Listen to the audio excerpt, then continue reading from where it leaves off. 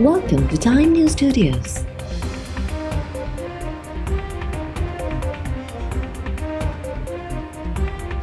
You are watching 2 p.m. Bulletin.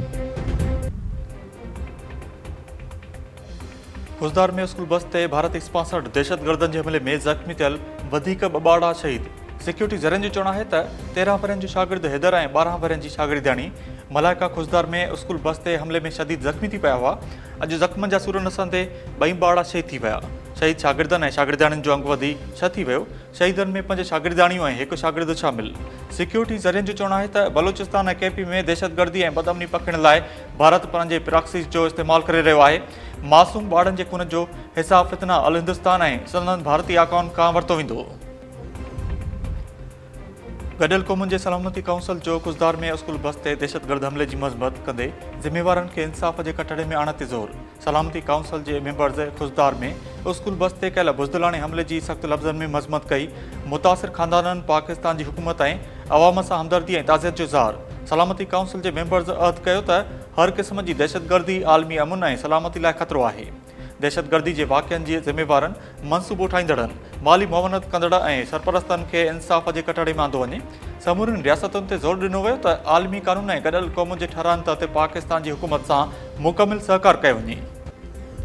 Pakistan भारतीय वज़ीर आज़म नरेंद्र मोदी जे इल्ज़ामनि खे बेबुनियाद ऐं चिड़ ॾियारींदड़ करार ॾींदे रद्द करे छॾियो। आलमी बिरादरी खां नोटिस वठण जो मुतालबो। परॾेही वज़ारत जे तर्जुमान शफ़क़त अली ख़ान चयो आहे त भारतीय बयान इलाइक़ाई शिकताण खे हवा ॾियण जी कोशिश आहे। कूड़ा इल्ज़ाम ऐं अस्करी दावाऊं UN चार्टर ऐं आलमी कानून जी भञकड़ी आहिनि। पाकिस्तान आलमी दहशतगर्दी ख़िलाफ़ मुसलसल ऐं असराइतो भाईवार आहे। पाकिस्तान खे दहशतगर्दी सां ॻंढण जूं कोशिशूं गुमराह कंदड़ ऐं क़बूलण जोगियूं न आहिनि।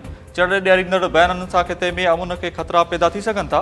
परॾेही तर्जुमान चयो त पाकिस्तान अमुन इस्तेहकाम ऐं तामीरी मुकालमे जे लाइ पुरज़म आहे।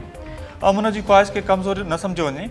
पाकिस्तान पंहिंजी ख़ुदमुख़्तियारी जे तहफ़ुज़ जी मुकमिल सलाहियत रखे थो। कंहिं बि जारत जो मुंहं तोड़ जवाबु ॾिनो वेंदो। आलमी बिरादरी भारत जे जंगी बयाने ऐं नफ़रत ते बदल रवैये जो नोटिस वठे।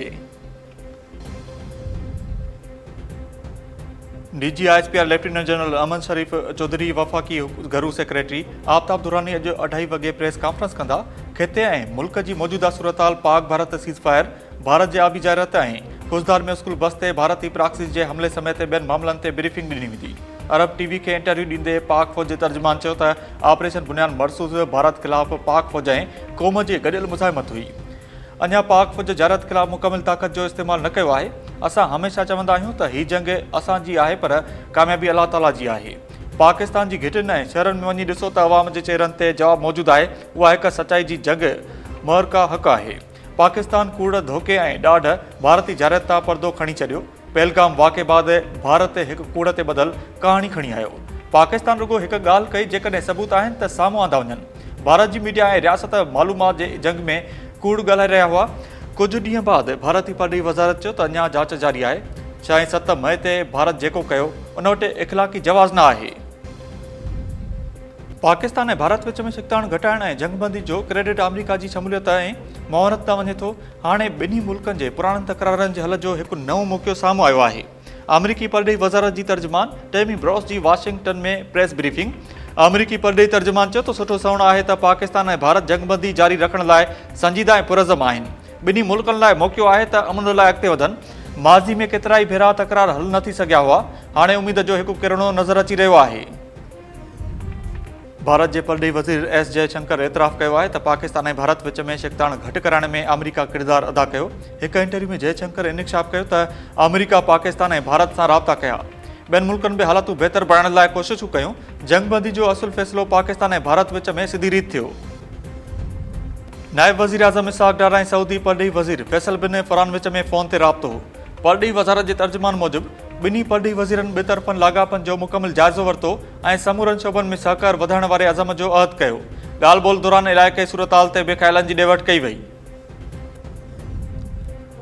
सदर आसिफ अली ज़रदारी सां IMF वफ़द जी मुलाक़ात। पाकिस्तान जी माशी सूरतहाल ऐं IMF प्रोग्राम ते ख़्यालनि जी ॾे वठि। सदर आसिफ अली ज़रदारी चयो त IMF प्रोग्राम पाकिस्तान में माशी इस्तेहकाम आणण में मददगार साबित थियो। प्रोग्राम सां मुल्क में माशी तरक़ी खे हथी मिली। IMF उसरंदड़ मुल्कनि जी इक़्तिसादी तरक़ी में किरदारु अदा करे रहियो आहे। IMF वफ़द पाकिस्तान में माशी सुधारन ऐं आलमी मालियाती इदारे जे प्रोग्राम ते इत्मीनान जो इज़हार कंदे चयो त पाकिस्तान लाइ आलमी मालियाती इदारे जो प्रोग्राम दुरुस्त रुख में रवां दवां आहे। सदर आसिफ अली ज़रदारी IMF जा थोरा मञिया ऐं मईशत जी बहितरी लाइ नाणे वारी वज़ारत ऐं संदसि टीम जे क़दमनि जी बि वाखाण कई। सूबाई घरू वज़ीर ज़ियाउल हसन लंजार जो घर साण जे केस में चुरच ॾींदड़ जवाबदार तौर नामज़द NPP सरबराह मुर्तज़ा जतोई ऐं मसरूर जतोई जी सिंध हाई कोर्ट हिफ़ाज़ती ज़मानत मंज़ूर करे वरिती। अदालत ॿिनि केसनि में मुर्तज़ा जतोई ऐं मसरूर जतोई जी 25,000 रुपयनि जे मुचलकनि एवज़ हिफ़ाज़ती ज़मानत मंज़ूर कई। मोरो में सूबाई घरू वज़ीर ज़ियाउल लंजार जो घर साण वारे वाक़े जा 2 धाराधार केस दाख़िल कया विया हुआ। केस में इल्ज़ाम हयो वियो हो त जतोई भाइरनि ऐं ॿियनि जी चुरच ते घरू वज़ीर जे घर खे बाहि ॾियण जो वाक़ियो पेश आयो। लंजार हाउस ते डंडनि सिरोटनि ऐं हथियारनि सां हमलो कयो वियो। हमलेआवर चई रहिया हुआ त जतोई भाइरनि सूदो ॿियनि जे हुकुम ते हू घर साड़े रहिया आहिनि। ऐं कन्यारू भरिसां हथियारबंदनि गोलियूं हणी हिक शख़्स खे क़तल करे छॾियो। कच्छ जे ॻोठ शमन कलोड़ो में अणॼातल जवाबदार निंड सुतल गुलाब कलोड़ खे गोलियूं हणी क़तल करण बाद फरार थी विया। लाश इस्पताल मुंतक़िल। पुलिस जो चवणु आहे त वाक़े जी वधीक जांच कई पई वञे।